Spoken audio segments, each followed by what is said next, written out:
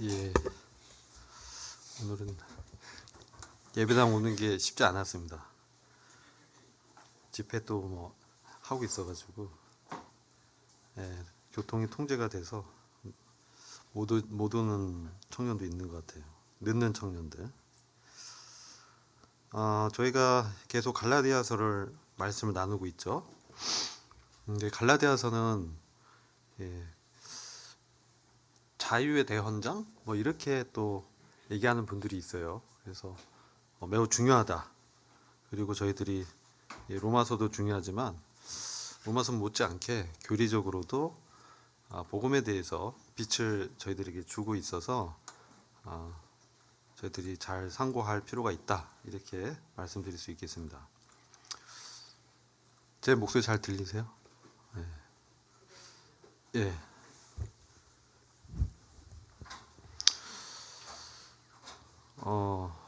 한번 말씀이 뭐 길지 않기 때문에 한번 같이 읽어보도록 하겠습니다. 15절부터 29절인데요.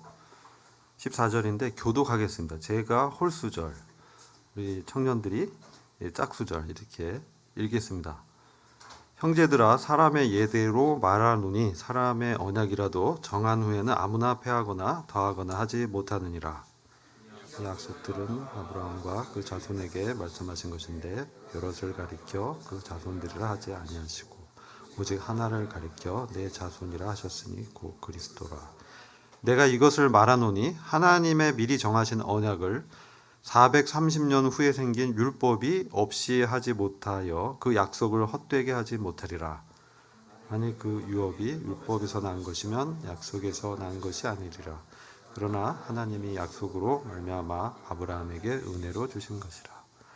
그런즉 율법은 무엇이냐? 범법함을 인하여 더한 것이라. 천사들로 말미암아 중보의 손을 빌어 베푸신 것인데 약속하신 자손이 오시기까지 있을 것이라. 중보는 한편만 위한 자가 아니니 오직 하나님은 하나이시니라. 그러면 율법이 하나님의 약속들을 거스리느냐? 결코 그럴 수 없느니라. 만일 능히 살게 하는 율법을 주셨다면 의가 반드시 율법으로 말미암았으리라. 그러나 성경이 모든 것을 죄 아래 가두었으니 이는 예수 그리스도를 믿음으로 말미암은 약속을 믿는 자들에게 주려 함이니라. 믿음이 오기 전에 우리가 율법 아래 매인 바 되고 계시될 믿음의 때까지 갇혔느니라. 우리가 그에게로 인도하는 몽학 선생이 되어 우리로 하여금 믿음으로 말미암아 의롭다함을 얻게 하려 함이니라. 믿음이 온 후로는 우리가 몽학 선생 아래 있지 아니하도다. 너희가 다 믿음으로 말미암아 그리스도 예수 안에서 하나님의 아들이 되었으니 누구든지 그리스도와 합하여 침례를 받은 자는 그리스도로 옷 입었느니라.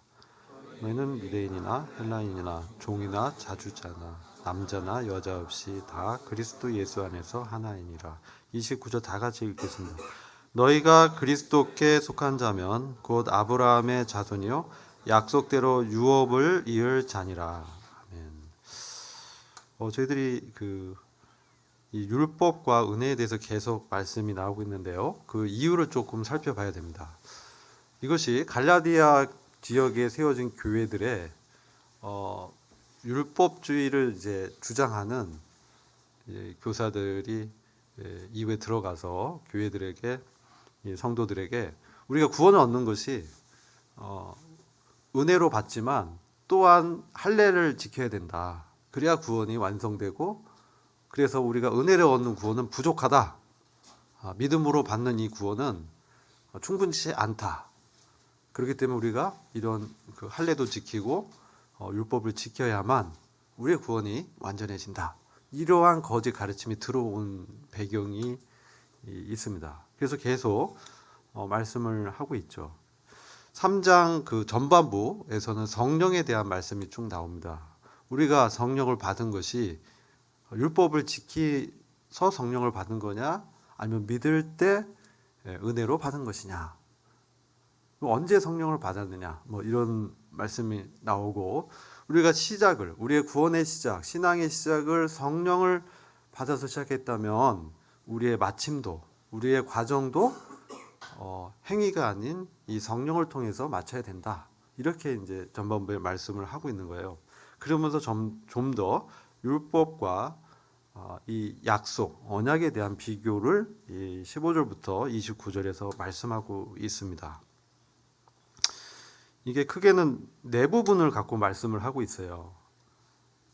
그래서 네 부분이 어떤 거냐면 첫 번째는 이제 15절부터 18절까지인데요.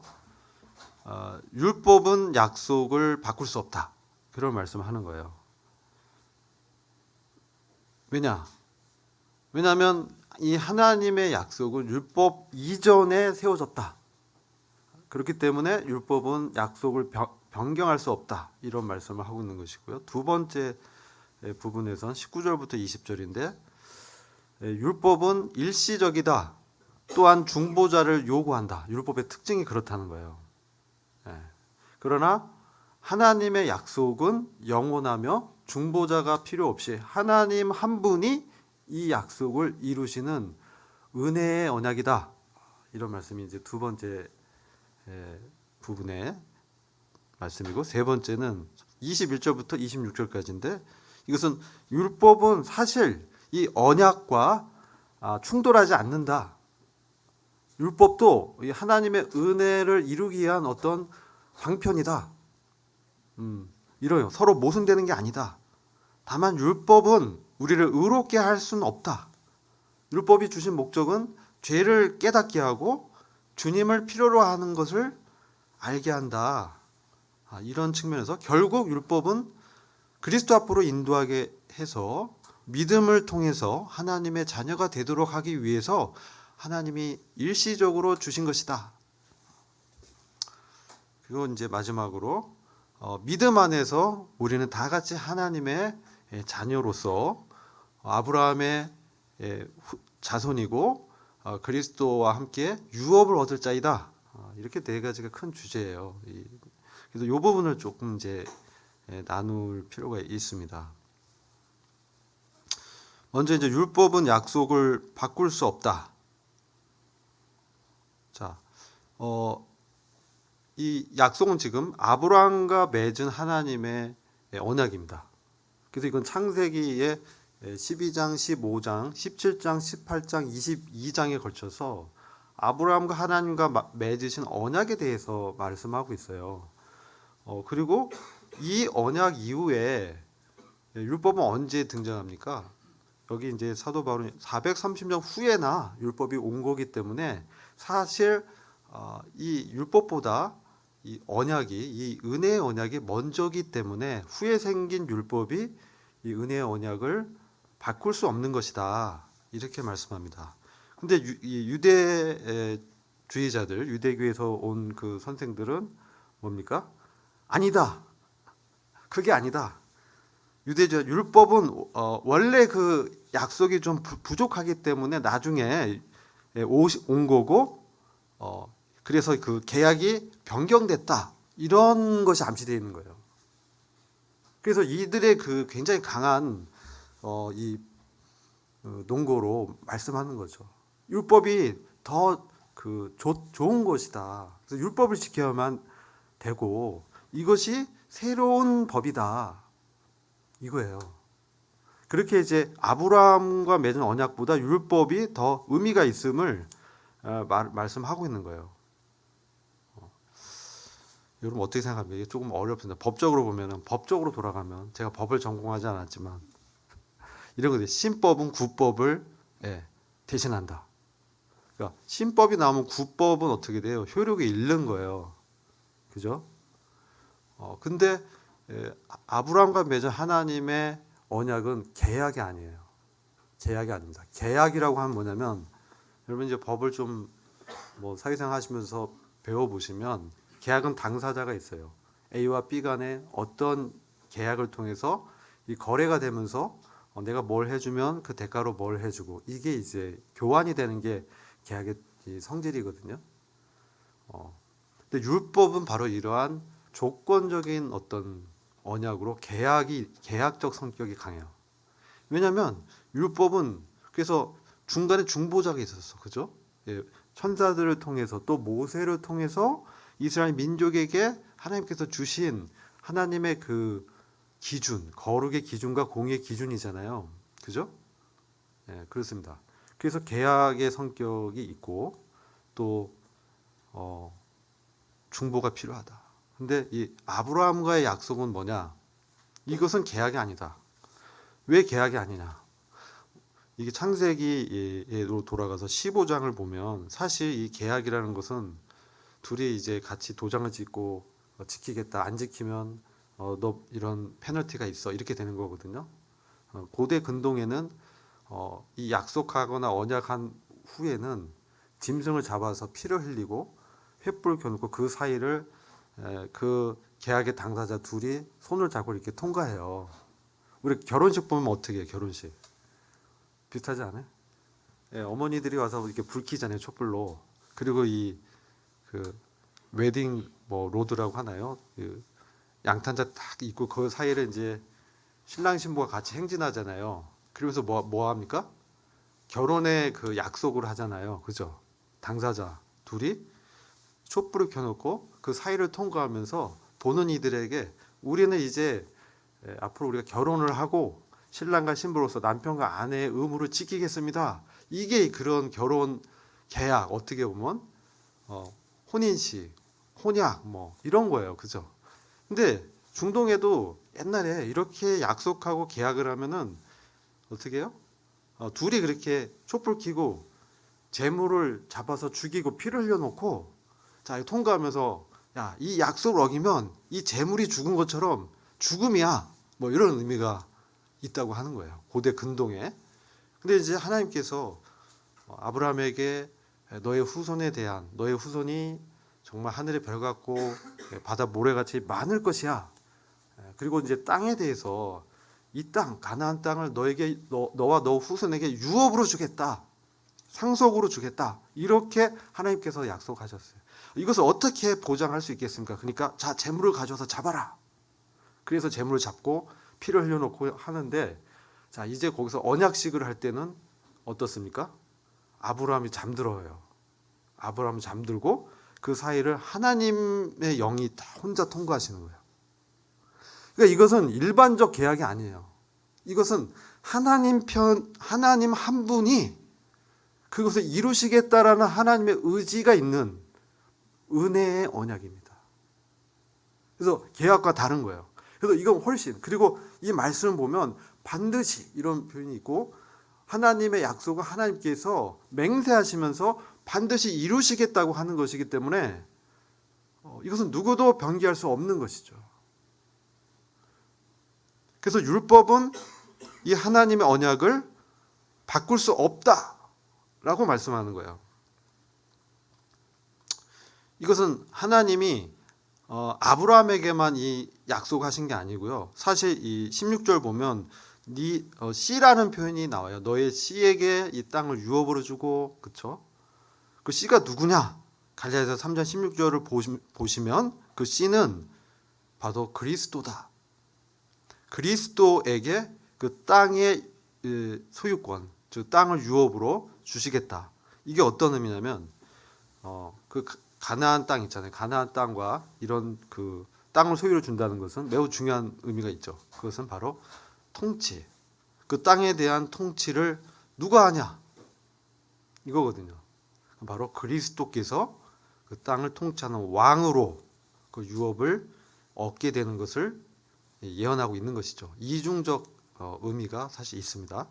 사실 이 씨에 대한 성경의 개념은 창세기 3장 15절에 그 원복음으로 가죠. 거기는 사탄이 이제 뱀으로 형상화되고 여자의 후손이 등장하잖아요. 그죠? 그래서 뱀의 머리를 여자의 후손이 파괴시키고 그 여자의 후손의 그 발 뒤꿈치를 상하게 하는 그죠? 그것이 이제 사실 원복음입니다. 그런데 이 사탄의 씨 이것은 사실은 여자의 후손과 대비되는 그런 개념인데 결국은 마귀의 어떤 자식들과 하나님의 자녀들 궁극적으로 하나님의 아들이신 그리스도 간의 어떤 갈등을 말씀하고 있는 것이죠. 그래서 사실은 이 씨에 대한 얘기를 하면 얘기가 또 굉장히 길어지기 때문에 결론은 이거예요. 사탄은 그 여자의 씨 후손으로 오실 그리스도가 이 세상에 오는 것을 방해해 왔다. 역사적으로 구약이 그런 것을 보여주고, 그러나 하나님께서는 그것을 성취시키셨고, 그렇기 때문에 사탄은 하나님의 아들이 언젠가는 자기 머리를 짓밟을 거라는 걸 알기 때문에 계속적으로 이스라엘을 공격해왔고 어렵게 해왔다는 거, 역사적으로. 그러나 하나님께서는 궁극적으로 그리스도를 통해서 아브라함과 하신 이 약속의 언약을 이루시는 분이시다. 이렇게 말씀드릴 수 있어요. 두 번째 이제 주제는 19절 20절인데요.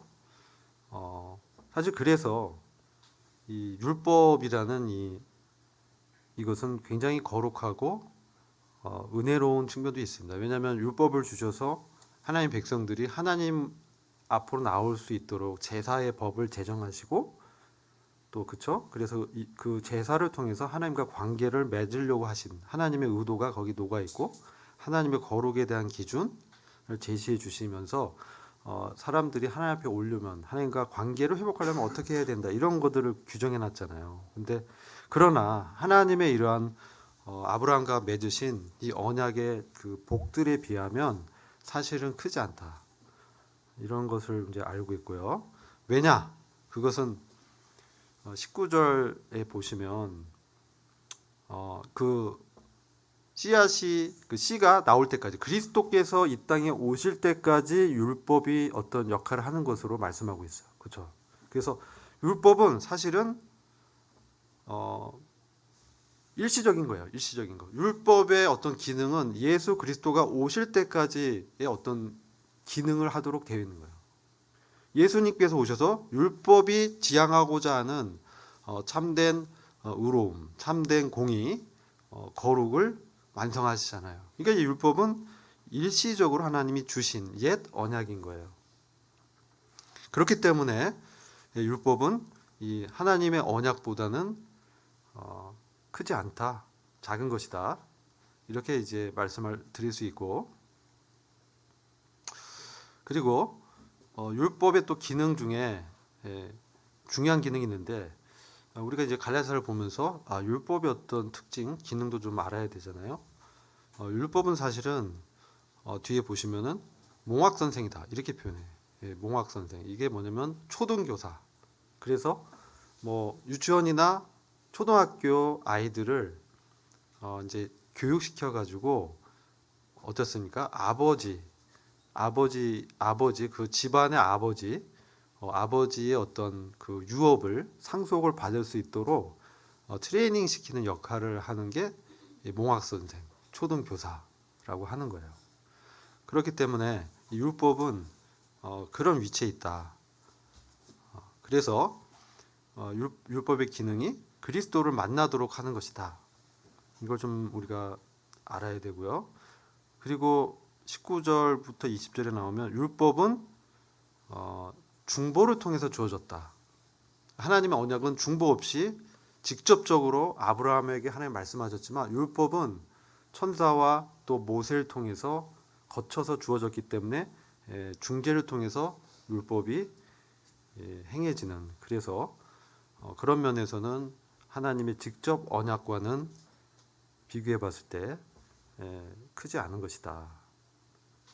이렇게 말씀드릴 수가 있고요. 그 다음에 21절부터 26절을 보면, 아까 이제 짧게 말씀드렸지만 율법은 사실 하나님의 언약과 충돌되는, 모순되는 것은 아니다, 이런 말씀이죠. 우리가 율법 너무 이제 율법 폐기론 이런 게 있어요. 율법이 이제 완전 없어졌어, 율법 완전히 쓸모없는 것이야. 율법이 없어졌습니까? 아니죠. 율법은 없어질 수 없어. 하나님의 법이기 때문에. 그러나 구원을 이루는 방편으로서는 그리스도가 오신 이후에는 그리스도를 통한 새 언약이 세워졌기 때문에 의롭게 되는 것이 율법을 지켜서 되는 것이 아니라 믿음으로 된다. 그것을 말씀하고 있습니다. 그래서 율법의 기능을 우리가 이렇게 이제 정리를 할 수 있습니다. 그리고 범법함을 인해서 더해진 것이다, 이런 표현이 있어요. 범법한 이거 허물 뭐 범법한 이게 뭐냐면 죄를 짓는 거예요. 그러니까 율법은 뭐냐면 우리가 죄인으로 태어나서 우리가 죄인이라는 걸 깨닫게 하는 거예요. 죄인으로 만드는 게 아니라 죄인임을 깨닫게 하는 기능인 거예요. 율법은 죄를 더 심히 죄되게 하고 그 기준을 통해서 자신의 어떤 죄성을 인식하게 하는 것이죠. 그리고 그런 기준을 두면 어떻게 돼요? 죄가 더 촉발돼요. 그렇죠? 그렇잖아요. 안 그래요? 예를 들어 그런데 어머니가 케이크를 냉장고에 넣어놨어요. 그 아이한테 외출하시면서 야, 이 케이크 절대 먹지 마 라고 하고 가셨어요. 근데 시간이 흐르니까 배가 고파지니까 어떻게 해요? 그 아이가 냉장고를 열고 케이크를 먹게 되죠. 어머니가 이제 그것을 아예 말하지 않았다면, 냉장고 안에 케이크가 있다는 사실을 몰랐다면, 그쵸? 그러지 않았을 텐데. 케이크가 있다는 사실 때문에 그런 어떤 욕구가 일어났다는 거예요. 율법은 그런 기능이 있다는 거예요. 하지 말라 하면 더 하고 싶죠. 안 그래요? 네, 그렇잖아요. 저는 그런 경우에 하지 말라 하니까 그래 뭐 하지만 이게 뭐지? 그러면서 또 이제 하게 되는. 그래서 이 죄를 촉발시키는 그런 기능이 있다는 겁니다. 여러분 안 그러신 것 같은데. 근데 율법의 기능이 이 죄를 심히 죄가 되게 하는 그런 기능이 있습니다. 죄를 보여주고 그래서 우리에게 우리가 어떤 상태인지를 알 수 있게 해주는 게 율법의 기능이에요. 그러니까 거울이라고 표현합니다. 율법은 거울의 기능. 야고보서 1장 22에서 25절 보면 이 거울과 같이 자기 얼굴을 보는 사람과 같다 이렇게 표현합니다. 야고보서 1장 22절 보면 거울로 자기 얼굴을 보는 사람과 같은. 그래서 내 얼굴이 얼마나 더러운지, 뭐가 묻었는지, 깨끗한지 이것을 알 수 있게 도와주는 게 거울이잖아요. 그게 이제 율법의 기능이라는 것이죠. 그러나 정작 의롭고 거룩하게 되는 어떤 능력을 줄 수는 없다. 그러니까 율법은 우리에게 기준 제시하지만 그것을 행할 수 있는 능력은 주지 못한다. 이게 이제 율법의 한계입니다. 그리고 연계해서 봤을 때 야고보서 1장 25절에는 이런 말씀이 있어요. 자유하게 하는 온전한 율법 이런 표현이 있습니다. 자유하게 하는 온전한 율법. 이것은 어떤 것을 얘기하냐 이렇게 봤을 때는 우리에게 주어진 어떤 성령님을 통한 마음에 심겨진 법이다. 그래서 새 언약이죠. 지금 이제 3장의 14절까지 성령에 대한 것을 말씀하고 있어 사실. 그래서 중요한 주제가 하나가 이제 성령이죠. 성령. 사실 뭐 시간이 많지 않기 때문에 성령까지는 다루지는 못하는데요. 왜 그러냐면 성령이라는 그 약속을 우리한테 주신 이것이 바로 믿음을 통해서 은혜로 주셨기 때문에 매우 중요합니다. 사실 성령의 약속을 주셨다는 게. 그래서 이것을 우리가 좀 알고 말씀을 계속 좀 봐야 될 것입니다. 자, 그리고 여러분들이 이제 율법을 이렇게 생각할 때 율법은 합법적인 사용이 있죠. 아까 말씀드렸죠. 율법의 합법적인 사용은 뭐냐면 율법을 지켜보는 거죠. 율법은 이제 광의로만 성경이라고 할 수 있어요. 성경, 율법을 성경이라고 이제 표현도 합니다. 그러면 성경에 기록된 말씀의 기능은 뭡니까? 율법의 선한 기능이 있어. 그것은 뭡니까? 말씀을 지켜보려고 하는 거죠. 그죠? 우리가 구원받으면 어떻습니까? 말씀을 지키려는 어떤 욕구, 선한 의지가 생기잖아요. 안 그래요? 그렇죠? 나 안 그렇다. 난 그런 욕구가 없다. 선하게 살고 싶은 마음이 안 일어난다. 막 그냥 살아도 좋다라고 생각한다. 그런 사람 없죠? 대답이 없어요. 있어요? 없죠? 그럴 거예요. 우리가 거듭나면요. 새로운 생명이 생기면 어떤 그 생각이 들어요? 나를 구원해 주신 하나님, 그분께 감사한 마음이 생기면서 그 반응으로 뭡니까? 하나님 섬겨야 된다 이런 생각 들고 내가 선을 행해야 된다. 이전에 그런 삶을 싫다, 그렇죠? 착하게 살고 싶다, 도덕적으로 이제 살고 싶다, 거룩한 사람이 되고 싶다, 뭐 여러 가지 그러한 생각들이 일어납니다. 그게 정상적이죠. 예. 그런 생각이 없다 그러면 비정상입니다. 그런 분들은 마치고 저한테 개인적으로 얘기해 주세요. 난 그런 생각이 전혀 없습니다. 그러면 이제 상담이 필요한 상태입니다. 그래서 이제 의지도 생깁니다. 우리가 구원받으면 의지가 생겨요. 거룩한 의지라고 합니다. 이 선을 행하고 싶은 욕구와 함께 그 뜻이 생기는 게 의지거든요. 그래서 나는 앞으로 이런 사람이 살겠다. 주님을 위해서 내 인생을 불사르겠다. 몸을 드리겠다. 이런 그 선한 의지, 거룩한 의지가 생겨요. 예, 그 이전에 이제 했던 그런 죄된 일들, 이것은 이제 내가 버려야겠다. 더 이상 이것은 나를 즐겁게 하지 못한다. 이전에 이제 예를 들어 모르겠습니다. 우리는 청년들은 안 그럴 것 같은데, 저는 이제 담배를 많이 폈어요. 구원받기 전에. 처음 드리는 말씀인가요? 대학교 1학년 때 하여튼 담배를 엄청 많이 폈어요. 꼴초였어요, 꼴초. 뭐 이제 일어나서 한까치 피고, 예. 밥 먹고 이제 학교 등교하면서 또 피고, 뭐 하여튼 1교시 끝나면 피고 2교시 끝나고 하루에 그러니까 한 갑 이상 폈던 것 같아요. 그 한 갑 이상이면 이제 이 중독이라고 합니다. 꼴초라고 하죠. 그런데 이제 제가 주님을 믿고 제 안에 주님 오신 이후에는 그렇게 저는 이제 술은 잘 못했는데 담배는 너무 좋아했어요. 그래서 제가 오늘 이상하게 담배 얘기를 하는데 담배 그 당시 88 라이트 뭐 이런 담배 있었어요. 600원이었어요. 600원. 근데 이런 거 이제 종류가 뭐 많았습니다. 그거를 맨날 그 종류를 바꾸면서 오늘은 뭐 골드, 내일은 뭐 실버, 뭐 여러 가지 이제 맨솔 담배 종류별로 했고 뭐 그렇게 담배를 이제 끼견이라고 해요. 끼견은 뭐냐면 너무 좋아한다라는 뜻이에요. 그래서 뭔가 이제 되게 이게 후련해지면서 스트레스도 풀리고 굉장히 좋았어요. 근데 주님을 이렇게 믿은 다음에 내 안에 성령님이 오시니까 이게 갑자기 싫어지고 그 냄새가 너무 이렇게 역겨워졌어요. 모르겠어요. 저는 그런 어떤 경험했어요. 그러면서 이 담배 피는 사람 옆에 가면 이렇게 못 견디겠더라고요. 그러면 이제 담배를 끊게 됐어요. 자연스럽게 노력하지 않았고 그냥 주님이 그런 마음을 주셔서 자연스럽게 담배가 이렇게 끊어져 버렸어요. 그래서 주님이 그런 이제 역사하시죠. 그래서 이제 이 율법도 이 선한 기능은 뭐냐면 우리가 구원받으면 그 말씀의 기준을 보면서 이게 옳다, 이걸 행해야겠다는 욕구와 의지가 생깁니다. 이게 합법적인 율법의 기능이에요. 그래서 내가 이게 지켜보려고 하고 하는 거는 좋은 거예요.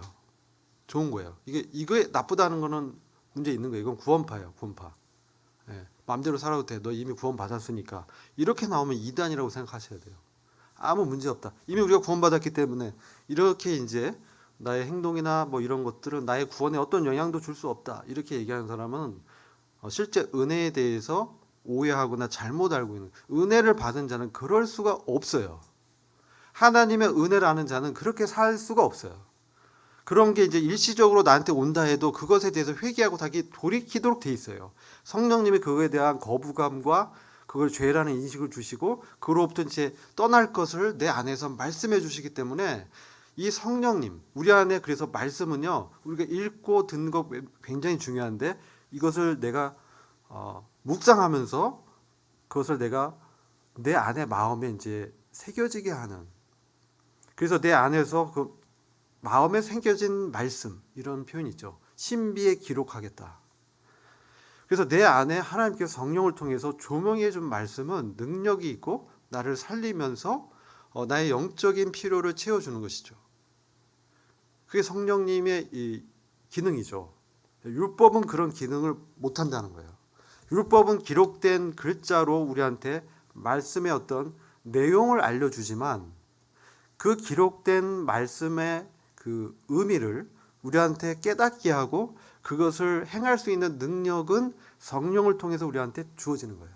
이게 새 언약의 역사입니다. 그래서 거듭난 사람은 이런 기능이 있는 거예요. 그런데 불법적인 사용이 있어. 불법적 사용. 여러분들 이제 마태복음 7장에 가서 보시면 그냥 나더러 주여 주여 하는 자마다 천국에 들어갈 것이 아니요. 그죠? 이런 말씀이 나와. 그래서 그 말씀 잠깐 이제 보면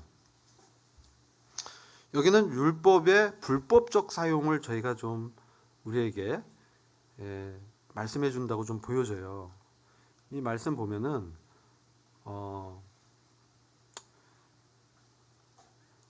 7장 21절이에요. 마태복음 7장 21절 보시면 나더러 주여 주여 하는 자마다 천국에 다 들어갈 것이 아니요 다만 하늘에 계신 내 아버지의 뜻대로 행하는 자라야 들어가리라. 그죠? 자, 근데 그날에 많은 사람이 나더러 이르되 주여 주여 우리가 주의 이름으로 선지자 노릇하며 말씀을 대언하고 복음을 전했다는 거예요. 선지자 노릇은 그죠? 그 역할을 했다는 거예요. 주의 이름으로 귀신을 쫓아내고 주의 이름으로 많은 권능을 행치 아니하였나이까. 이것은 사역을 했다는 얘기예요. 그리스도의 이름으로 주님의 이름으로 권능과 사역을 행하고 말씀을 전하고 복음을 전한 일을 했는데 주님이 그날에 내가 너희를 도무지 알지 못하니 뭐라고 해요? 불법을 행하는 자들아 내게서 떠나가라. 이렇게 이제 말씀하는 거예요. 그게 왜 불법일까요? 선지자 역할하고 은사대로 이렇게 자기가 섬겼어요. 그리고 막 성령의 역사가 일어나면서 병도 고치고 귀신도 쫓아내고 그렇게 됐는데 이게 왜 불법인가요? 오늘날에 이것을 이제 제가 한번 생각할 필요가 있다고 생각해요. 율법의 불법적 사용을 저는 좀 말씀한다고 보는 거죠. 그것은 그런 행위로 구원을 얻으려고 하는 시도라고 말씀드릴 수가 있어요. 행위로. 자, 그런 행위와 기능을 하지만 여기 이전에 나온 말씀 뭡니까? 열매로 그들을 알지니라고 말씀해요. 열매로 그들을 알지니. 좋은 나무마다 아름다운 열매를 맺고 못된 나무가 나쁜 열매를 맺나니 이렇게 말씀하죠. 그의 열매로 그들을 알리라. 이렇게 말씀합니다. 그런 일을 하지만 정말 하나님과의 그 개인적인 관계 속에서 그는 정말 그 안에 성령을 따라 행하는 것이 없고 다만 기능적인 일을 하고 있었다는 것이죠. 그리고 그것을 통해서 하나님 앞에 의롭다고 자신을 생각하고 있었다는 거예요. 그렇기 때문에 그것은 자기의 행위를 근거해서 하나님 앞에 의로워지려고 했던 그러한 시도라고 보여집니다. 그래서 그것은 바로 불법적으로 율법을 사용했다. 이렇게 우리가 볼 수가 있습니다. 그래서 우리가 십계명을 지켰다. 그래서 구원을 받았다고 주장한다면 그것은 잘못된 얘기다. 이렇게 이제 얘기할 수 있겠죠. 또 다른 한편에는 이런 것입니다. 우리가 구원받은 이후에도요, 율법을 하나님의 말씀을 이제 지키는 것은 선한 것입니다. 선한 의도고 뜻인데 무엇으로 말씀을 지키려고 하는가? 그건 고린도전서 3장에도 보면 어떠한 재료로 하나님의 집을 세우려 하는가? 이런 말씀이 나오죠. 그럼 하나님의 일을 하고 하나님의 집을 세우는 과정에서 우리가 사용할 재료에 대해서 말씀해 줍니다. 근데 그것은 바로 우리의 율법적 행위가 아닌 바로 성령님을 통해서 나온 그러한 믿음에 따른 반응이라고 볼 수 있죠. 형제님, 그걸 어떻게 일일이 구분하면서 할 수 있겠습니까? 맞아요. 맞습니다. 일일이 구분할 시간이 없죠. 막 행동해야 되는데, 그렇죠? 그러나 하나님은 그 기준을 명확하게 제시해주고 있어요. 그래서 우리는 그런 부분에 있어서 지혜가 필요합니다. 하나님의 지혜가 필요합니다. 하나님께 구하고 하나님의 말씀으로 항상 깨어 있어야 됩니다. 그렇지 않으면 어떻습니까? 오늘날 이 갈라디아 교회의 이 갈라디아주의 율법주의처럼 어느덧 나도 모르게 내가 나의 행위로 하나님 앞에 의로워지려고 하고 있다는 것이죠. 이것은 칭의의 구원뿐만 아니라 내가 천국에 들어갈 수 있는 의로워지는 그 구원뿐만 아니라 이 거룩한 삶, 성화의 구원까지 영향을 미치는 거예요. 왜냐하면 오직 의인은 믿음으로 말미암아 살리라. 이 표현은 우리의 삶은 우리가 의인이라면 바로 믿음을 근거한 삶이라는 것이죠. 그래서 이 부분은 우리가 계속 교제할 필요가 있습니다. 자, 그래서 유업에 대한 부분이 나오죠.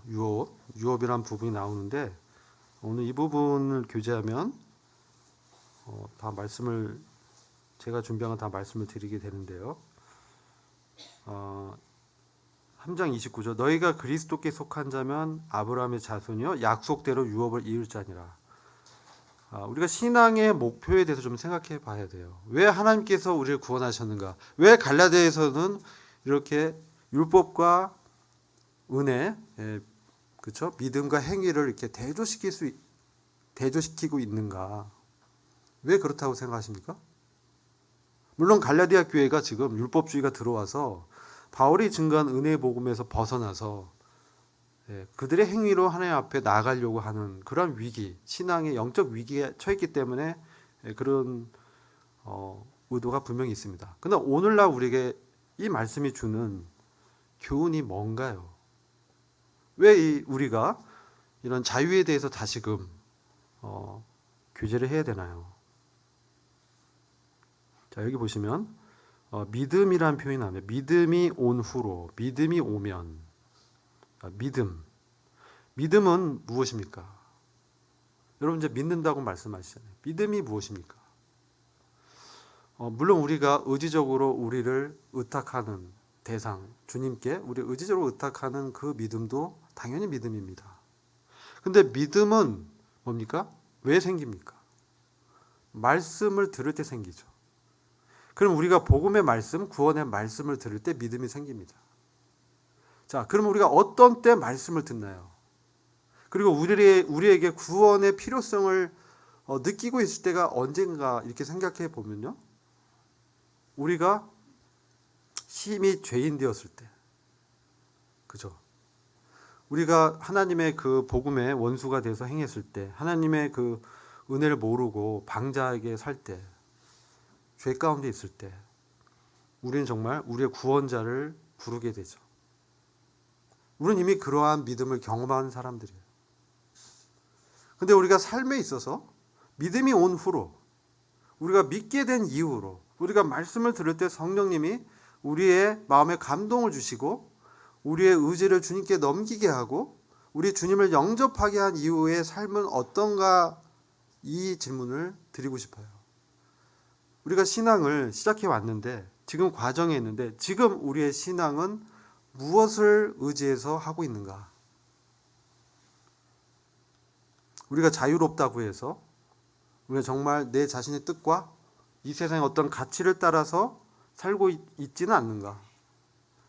그리고 일상적인 어떤 습관적인 어떤 종교적인 규례로 우리가 섬기고 있지는 않는가? 그런 것을 이제 조명해 볼 필요가 있는 것이죠. 우리가 갈라디아서 볼 때는. 왜냐하면요, 아까 그 불법적인 율법의 사용처럼요, 우리가 나도 모르게요, 나를 의지해서 살고 있는 것들을 보게 돼요. 우리 교회 생활도 물론 그렇고요, 사회생활, 가정의 생활에서도 우리가 착각을 할 때가 많아요. 어떤 착각이냐? 나는 구원받았으니까 나는 굉장히 지금 뭡니까? 의롭고 거룩하고 그렇죠? 남보다 난 뭔가 다른 예, 그러한 그런 사람이다. 물론 틀린 얘기 아니에요. 근데 반만 맞아, 반만. 뭐냐? 나는 그리스도 안에서 그리스도로 옷 입고 그리스도 합하여 침례를 받았고 그리스도 예수 안에서 하나님의 아들이 된 사람이에요. 그죠? 이 하나님의 아들은 이제 휘오스라고 해서 상속 아들이에요. 상속 아들. 양자란 뜻이에요.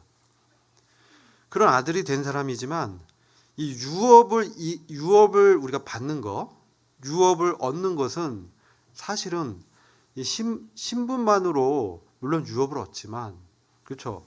왕이 왕자에게 자기 아들에게 그 통치권을 넘길 때는 당연히 왕자에게 주게 자격은 되는 것이죠.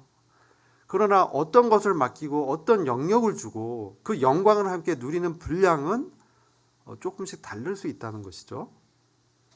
그렇죠? 우리가 천국에 들어갑니다. 구원받으면. 우리가 이 땅에서 구원받았기 때문에 정말 뭐 어떤 사람처럼 교회를 떠나서 뭐 이 세상의 것들 쫓고 그리고 내가 좋아하는 것들 다 추구하고 살 수 있어요. 그렇다고 우리의 구원이 취소되는 건 아니에요. 그러나 이 유업을 얻는 그런 사람이 되려면 그렇게 살면 안 된다는 것이죠. 우리에게 주어진 이 신앙의 자유가요. 우리의 삶을 우리 뜻대로 우리가 좋아하는 대로 이 세상의 어떤 조류에 풍조에 맞춰서 살아도 된다는 것이 아니에요. 이것은 죄의 처벌로부터 우리가 지옥에 가는 형벌로부터 우리가 구원받았다라는 그런 중요한 의미가 있죠. 죄사함 속량, 죄사함 받았어요. 그러나 하나님의 나라에서 유업을 우리가 얻는 부분은요. 우리의 신앙생활의 질에 달려 있어요. 근데 그것은 성령님을 통해서 내 안에 말씀하는 성령님을 통해서 내가 어떻게 반응하고 생활해 왔는가 여기에 달려 있어요. 내가 이걸 섬겼고 안 섬겼고 이것은요 사실은 뭐냐면요 우리가 은사대로 섬기는 거는 이건 너무나 당연한 얘기예요. 이건 너무나 당연한 여러분들이 우리 교회 안에서 그리스도의 지체로 이 교회의 일원이 됐다는 것은 저마다 누구나 다 하나님께서 어떤 뜻을 두고 목적을 두시고 부르셨거든요. 그래서 기능을 하도록 되어 있습니다. 그래서 나에게 맡긴 어떤 기능이 있습니다. 그것은 우리가 기도하면서 하나님과 관계 속에서 하나님께서 나에게 원하는 것이 무엇일까 이것을 발견해야 돼요. 하나님께서는 선한 소원을 두시고 우리 안에서 구원을 시작하셨단 말이에요. 그 구원은 교회 안에서 함께 교회를 이루어가면서 하나님 뜻을 이제 이루어가는 것이죠. 그런 기능은 이제 우리가 하도록 되어 있는데 그래서 우리가 섬기는 게 되게 중요합니다. 그런데 이제 어떻게 섬기냐가 더 중요합니다. 그래서 우리가 하나님과 관계 속에서 처음에는 나도 모르고 그냥 이렇게 섬길 수 있습니다. 누굴 따라서 할 수도 있고 근데 섬기다 보면 내 안에 정말 하나님과 깊은 관계 속에서 섬기고 있는지 아니면 그냥 나의 습관과 종교적인 열심과 행위로 섬기고 있는지 그게 중요합니다. 하나님의 관계 속에서 나오는 그리고 우리한테 그 열정도 중요합니다. 열정이 중요하지 않다는 게 아닙니다. 그러나 그 열정의 근원이 무엇인가? 나의 열정은 무엇을 목표로 하고 있는가? 이게 더 중요합니다. 열심을 내는 거 참 귀한 일입니다. 우리는 열심을 내야 됩니다. 근데 왜 열심을 내야 하나요? 바로 그리스도의 사랑에 내가 강권받아서 주님을 사랑하기 때문에 나와 같은 죄인을 위해서 죽으신 그 주님을 생각할 때 그 주님의 부르심 앞에 엎드리지 않을 수 없다는 것이죠. 우리는 항상 주님을 필요로 합니다. 그건 뭡니까? 우리는 항상 주님 없이는 내가 아무것도 할 수 없는 존재라는 것을 깨달아야 됩니다.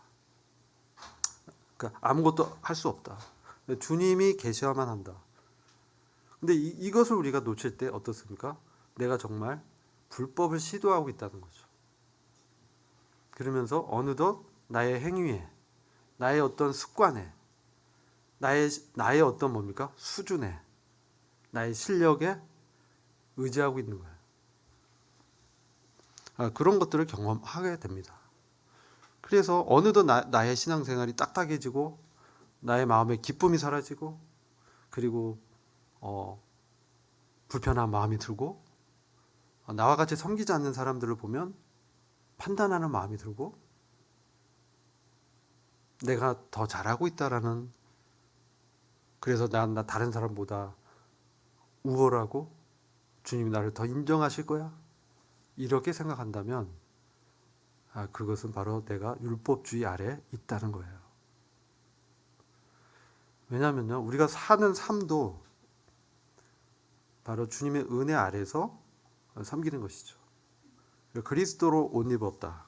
그리스도 앞에 침례를 받았다. 이것은 이제 그리스도와 같은 마음을 품고 있다는 거거든요. 그것은 뭡니까? 내가 하나님 없이는 살 수 없는 자다.